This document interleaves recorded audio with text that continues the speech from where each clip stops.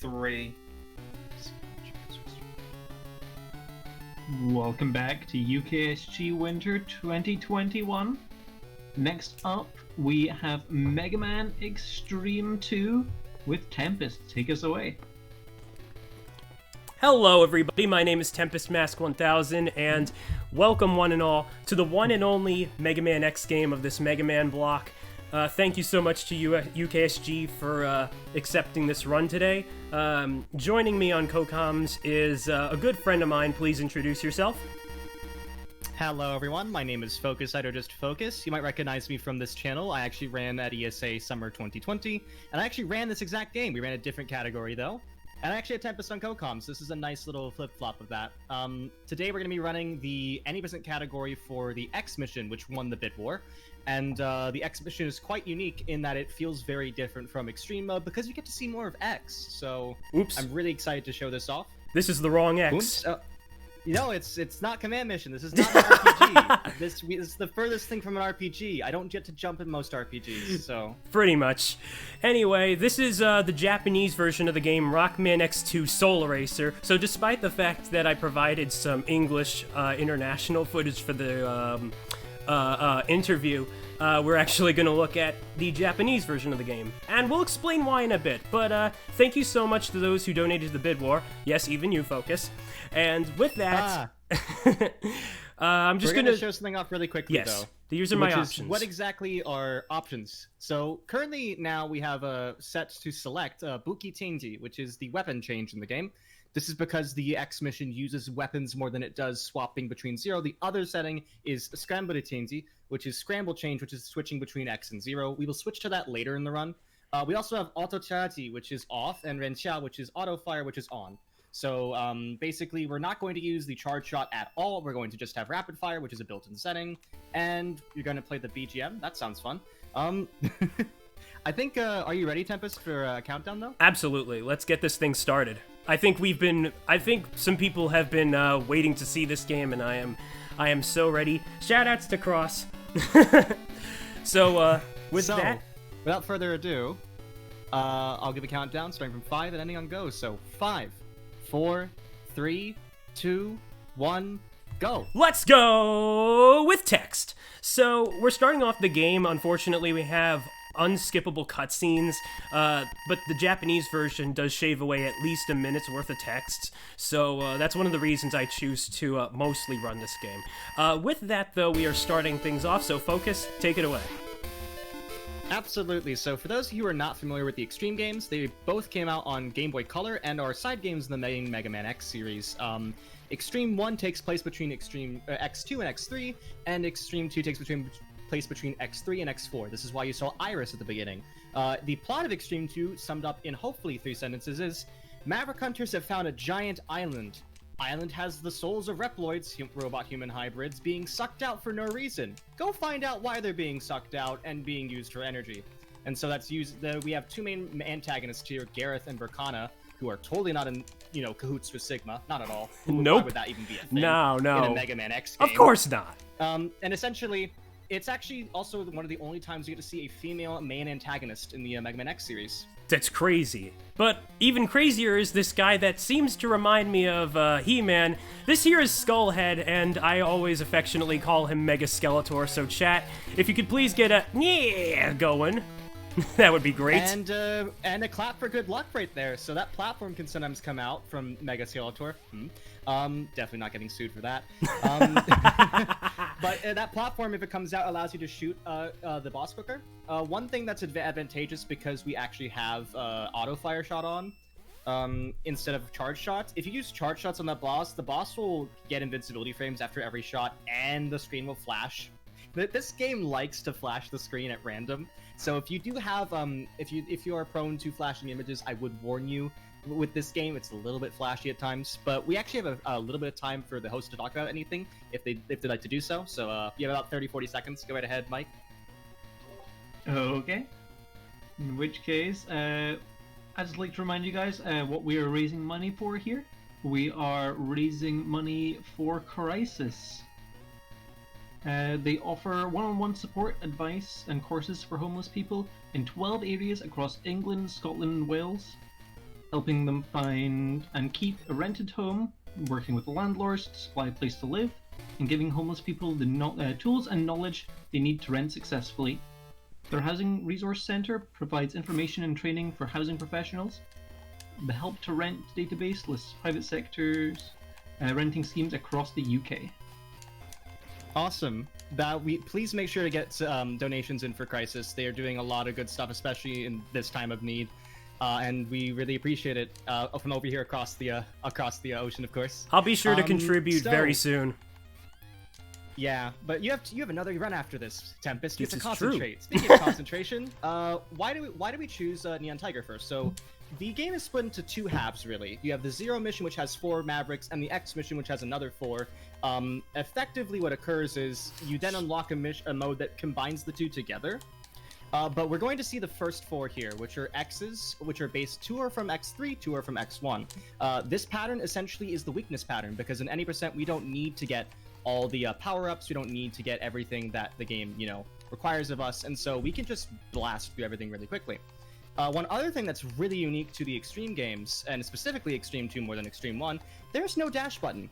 You might see Tempest going really fast, shooting through the stage, doing all the Mega Man-esque stuff you'd expect, but there is no single button to dash. In fact, the only way you can dash is the other methods that I think a lot of people don't even know exist in the main Series X games, and those are double tapping, which can be done by double tapping left or right, or down and A, which allows you to spam dashes but does not allow you to jump out of them. And so, essentially, movement in this game is knowing which type of dash to use when. And Tempest, if you want to explain a little bit more about what I mean by that. Well, I'll get into that on the next level, because we did just reach Neon Tiger, and he was our first boss.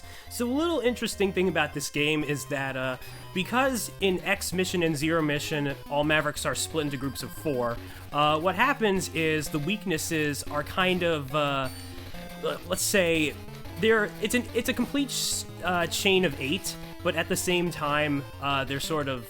actually, give me a moment. I can talk about it, actually. Yeah, go ahead. If you want to concentrate. Okay, so effectively, because the game is designed both to be played as 2 individual stories and to be played as, its own unique story, which is the Extreme mode, sometimes weaknesses in this game follow a very strange pattern. And so, for instance, the weakness here for Neon Tiger is actually not available in X's mission. It is one of the power-ups in Zero's mission, and so we have to use the base Buster as X, which does 2 points of damage, which is actually double the amount it does in Extreme 1. And so each boss is 32 points of damage. So all you need is 16 regular shots, not even charge shots, and you're good to go. Very clean, by the way. Very nice. And so essentially, with Extreme 2, you need to know exactly the weapon tables, and you can use your base Buster or base Saber Zero a lot more often than you could in Extreme 1. It's kind of overpowered, as we're going to see later in the run. It's kind of funny how Extreme 1 had the balancing between Buster's shots done correctly, whereas this game kind of has it where it is at, because in Extreme 1 runs, auto charge is turned on for that very reason. Also, X is the only playable character, so yeah, kind of has to be there. There's some weird shared traits between Extreme 1 and 2. Not just the engine, but certain upgrades are literally lifted from Extreme 1 and just given to Zero's moveset in Extreme 2. But anyways, so some of you who've played X3 might be like, yeah, Volt Catfish? I don't remember Volt Catfish being in a sewer. I remember Volt Catfish being basically in an orange, party house. I don't even know how to explain X3 Volt Catfish. But Xtreme 2 Volt Catfish is actually based off a Toxic Seahorse's stage, although it still has you fight Volt Catfish. And to this day, I don't know why they made that decision. You're gonna see right here, though, we're gonna get the only upgrade or armor upgrade we get as X, which is the boots, the foot parts. And this is really vital because it gives yet another form of dashing known as, you thought you had the air dash, didn't you? You thought you had the air dash before it actually happened. I do that all the time. So I accidentally wall-kicked off the capsule, actually. That's what happened. I've done that before because I thought I had the air dash. So the air dash is the easiest form of dashing in the game. It is simply a double tap of A. The thing with the air dash, though, is, let's see. Ooh, nice. That skips a cycle right there. The air dash is the shortest form of dash, but it is the easiest to spam and is also the easiest to start a dash jump, which then allows you to do something called momentum jumps. If I see a momentum jump, I'll mention what it is at that point, but it's not too vital. But yeah, there are different advantages and disadvantages to all three forms of dashing. You also get the up dash in Xtreme 2, which allows you to if you try to do an air dash and you hold up, you're going to go up like you did in X3, which means that you can get some additional height and do some skips as we saw earlier. This is a very clean Volt Catfish, by the way. Yeah, pretty much, and it's going to get only very cleaner. Frustrating. If you saw that upward part with all the bats and the waterfalls, that is one of the worst parts of Volt Catfish.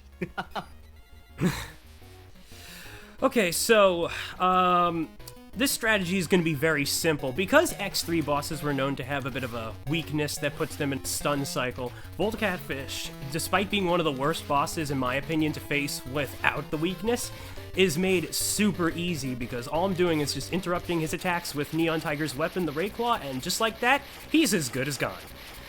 Whew. Another thing you might notice... This is a pretty slick run. Another thing you might notice about the music, for those who are listening to these wonderful demakes, is that there are some parts that they do sort of remove from the original composition, I suppose because Game Boy sound limitations or storage for stuff like that. And while it doesn't bother me that much, I also can notice it myself. But I honestly do enjoy these covers of familiar X tunes, ranging from X1 to X3.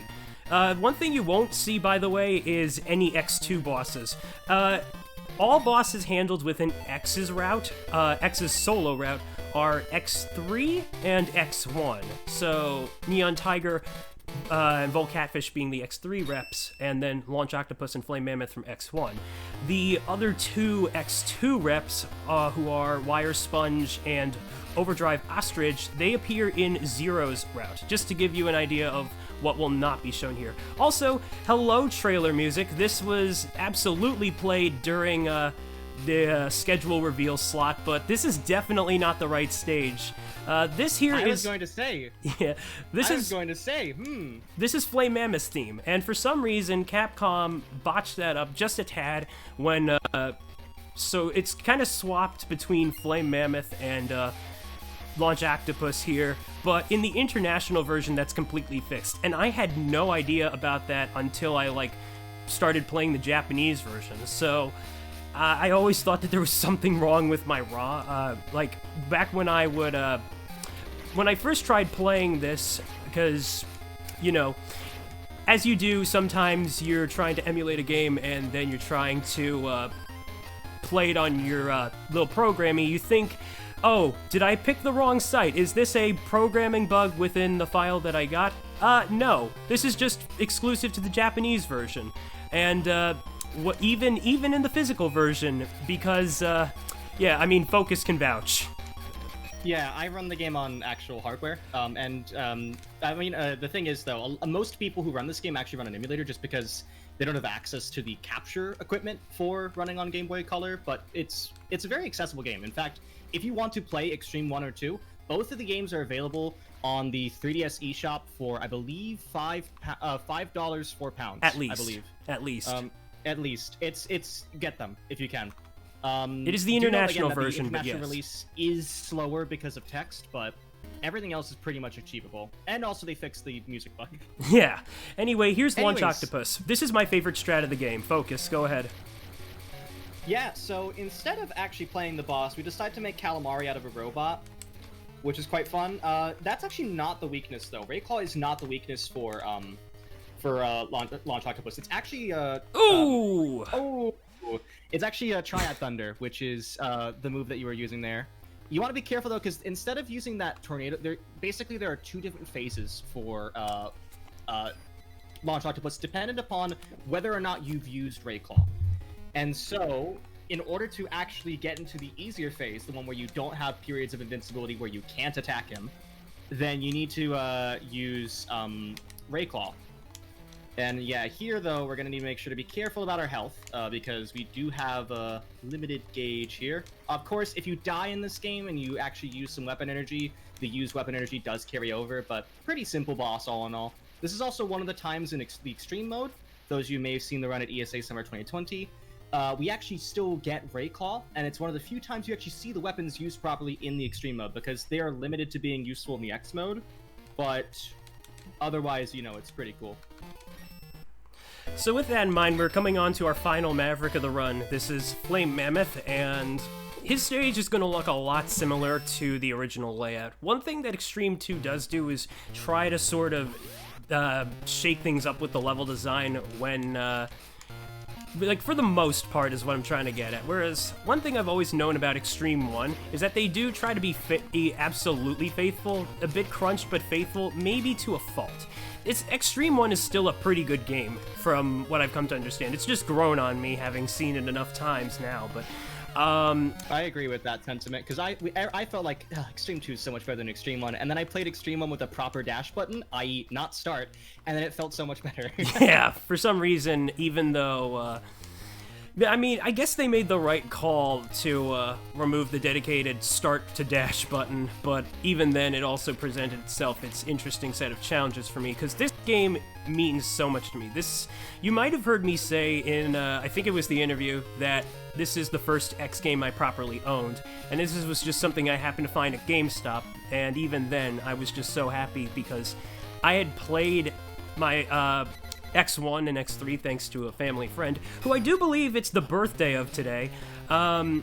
So we'll get into that when we do, though, because that's what I want to reserve for the next We have the final run. boss for the main four, which is Flame Mammoth. I forget his English name. No, Flame Mammoth. Thank you. Asiki of Burning Nomander. Japanese. So Burning Nomander, because I guess it's the Japanese version. I guess this is valid. Is actually weak to Marine Tornado. Come on, get over here. Which is a move that is only done by a top of it. Oh no. Oh, be very oh careful. no. Don't worry. Yeah. It's fine. So sometimes it can get the bosses, especially in the any percents, the bosses are a lot tougher. I typically run the 100% categories because it's a lot more marathon safe, but we should still be good.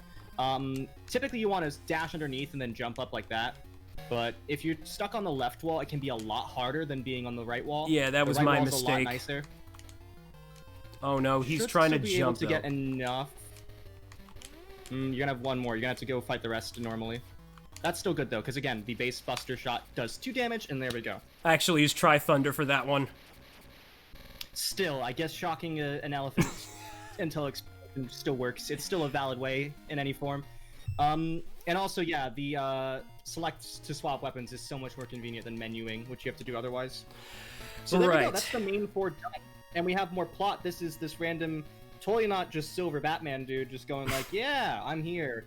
I don't know why. The funniest thing about this is the plots are like, literally they talk to each other, and then they say, and then Gareth goes, no, fight me, I'm angry. Fight these 8 people instead. And I guess I have to do that. And then they just do that because apparently it's easier than talking to one person. See, Gareth is what's called a soul eraser. He says he erases Maverick souls, but it's clear that his creator, Burkana, who we saw after I beat Catfish, basically she is no good. So it's clear that Gareth... I like to think that Gareth believes he's doing this for the right cause, but clearly Burkana... oh, dang it. Well, okay, I guess that's fair, though, because I did have 0 lives, and I would prefer to have a couple of extra lives. But yeah. This game is quite generous in terms of its things. You might have noticed throughout the game, there's been these, like, I call them metal Oreos in practice and commentary, because they just look like, they're just random circular metal things that didn't just flash light. That is actually a save point. The game does have a backup battery, and what its intention is actually to save your progress at each of those points. Should you die, you can actually reset your entire console by doing a soft reset, A, B, start, select, and you actually be able to then hit continue and save, and then load a save from one of those points. In Extreme 1, you'd actually be at the health and weapon energy you had at that point. In Extreme 2, they are even more generous, and they actually give you full health and full weapon energy if you reload into those, even if you didn't have that in the actual time you saved. So, also, hey, it's 0. Indeed. So Zero plays out just like he does in X4, whereas his saber combat is basically the only thing he gets, and it's not that terrible. Although I would argue that his saber reach is a little bit smaller, probably due to the sprite and stuff, which is perfectly fine. It's just when it comes to running him, it's not as much run by us because there are a couple of factors that play into that. Gareth, ironically, being one of them. But also, this fella coming up right here, let's hope he is a good boy today because we got ourselves a robotic wolfo. You thought I was going to say doggo. This is Velgarder. Yeah, you did. You completely caught me off guard. I was about to say doggo alongside you, but then I heard, and I'm like, what? This is Velgarder. Yeah. He's from X1. You usually fight him before Sigma, but we usually have the Hadouken to make very short work of him. Here we have the next best thing. That was a pretty dang good fight, and what I just did there was I have a busted Buster now. Buster +1 and Buster +2, which you can see in the, bottom right corner. Those are the parts that I have equipped, and those are what I'm using to make this all the better. I'm actually gonna just keep on going. You can do this. I believe in you. Yeah. So what I should probably mention the parts at this point. Yeah. So the game has a parts shop, much like in X5 and the later X games, which is quite incredible. Also, this is something called platform skip. Let's see if he gets it. Ooh, that was so close, but first try. That was really good. Congrats. That was so good. So, but I was mentioning with the parts shop, I should have mentioned. So yeah, that's a bunch of really good invincibility manipulation right there, just to skip a small little platform. It looks tight. It is tight. It might save only like a second or two, but it's a second or two worth saving. It's actually not that hard when you realize what kind of dashes you have to do, because the thing about the ground dash, which is, oop. I love that clip. I love that clip. Yeah. It's the only time you clip through something in the game, and it just does that. I love it. Okay, so what happens is when I do a ground dash, which is by holding the jump button, holding down and then pressing the jump button, I'm restricted to that ground movement, but it's practically useful because once I let go of the jump button, the dash supposedly stops, which then allows me to jump into the air dash, which completes the skip. So it's not the timing can take a bit to get used to, but it's not the worst thing, and it's definitely a strat that I quite enjoy doing. So by the way, this fire it does appear in another level, so it's not like the first time that it actually appears, but it's not instant kill, so I wouldn't. So do not worry. It just hurts me as you see here. Focus. I think it's time. Yeah. Okay, I'm probably gonna have to explain all this. You can do this. Oh boy, I don't have that much health. Take a death. Yeah, okay, I'll do that. Take a death first, because this boss is a little bit tough. All right. This is Izazen Zuilo, otherwise known as Sphinx Tank. So, as you can see, perfectly shown off, this boss is very difficult. And a lot of people who play this game casually will know how difficult this boss is. So, what we're going to do here is we're going to actually try to use both 0 and X at set times in order to destroy both faces. This boss still takes 32 hits. It takes 16 hits per variety, per head. So first we're gonna get the upper one. I would recommend switching to 0 at this point. Right. And then just getting hit. And as soon as he goes back down, jumping up and then shooting. Ooh, okay. Might want to go back to 0. Actually. Yeah. Come on, please. Ooh, you can do this. Come on. Ooh. Oh, you can do Let's this. go. Yay! Yes. Oh, I couldn't say anything that entire time because I was holding my hands, just going, "Oh, come on, Tempest." Whoa. It can be tense because the thing we would actually do in if your really difficult strat would actually be to go as X, jump behind Izazen Zuilo, shoot up from behind, hope you hit both heads enough before you die. And so a more marathon save strat is what Tempest just did, and that was incredible. Really good saves and everything. I should mention where we are now. This is the third Bracana Fortress stage. Totally not Sigma. Never before seen Sigma. No. We are not going to see. We're definitely not going to see Sigma at this point. Velgarder was just adopted. They just found They revived him. They completely revived him. They just and I mean, Izazen Zuilo sure had some very familiar looking heads, but I'm sure it's just a coincidence. Anyway, we have a conversation. We have a conversation between Bracana and Gareth. So, if the host would like to say anything, now's a good time. Alrighty, we've got a $5 donation from Tiny Tim. Hey, Tim! Donating the amazing Tempest Mask and the Extreme Mega Man Xtreme 2 run. Aw. Shoutouts to Focus for the excellent commentary. Cheers. Thank you, Tim. Who wants to? So everyone here. So one fun fact I love to mention about the Game Boy Color to people from the UK. Haha, we imposed our American spelling on you because the official one is COLOR. Haha, we've done it.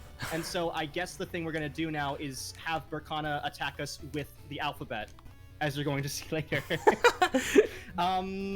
But essentially, this is the final part of the game. We're approaching time very soon. There is a hidden capsule here, which is hidden in a laser gate.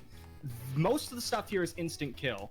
The major differences between this category and other categories, like the extreme mode, is like the combination of X and 0, and you're able to switch from both characters from the start. But they also just made everything artificially harder.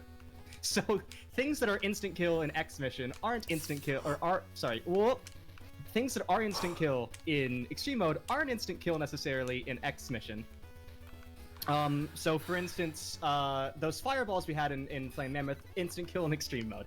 Those, I can't think of other things, because right now I think, just breathe, Tempest, you can do this, because I think this might be PB pace, so... Oh yeah, no, this is definitely looking to be that. Alright, so we are at Burkana, time is on the final hit. Let's do this. Okay. A word of the wise, this conversation will always play even after you do it once. So if you want to save time, you're better off not dying. Burkana's very simple compared to Gareth, though. Oh shoot! But I should. Okay. Well, at least I got to shoot her. But now she's gonna. That technically worked. Wow, she's giving me terrible pattern. Come on. You can do this, Tempest. Whoa! Whoa! Oh, that's not fair. Come on. This is why we hate the alphabet. That's totally not fair. Yeah, the alphabet is terrible. My least favorite letter of the alphabet is ice. Come on, that come was on. So close. Okay, I can still do this. I can still do this. I can still shave off a bit of time of my PB. I know this. But this is that was the one hit away, by the way. Yes, this so was. I didn't mention the parts yet. So Buster 1 plus Buster 2 actually stack. This means that every base shot, I think, is 5 hits or 4. I can't exactly remember, but hey, it turns me into the literals. According to the numbers.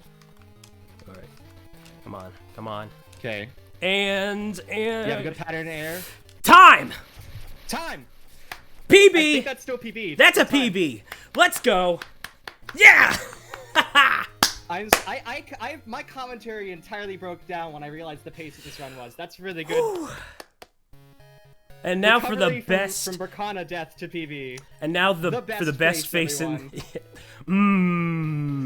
This is the face you make when you finally destroy the alphabet.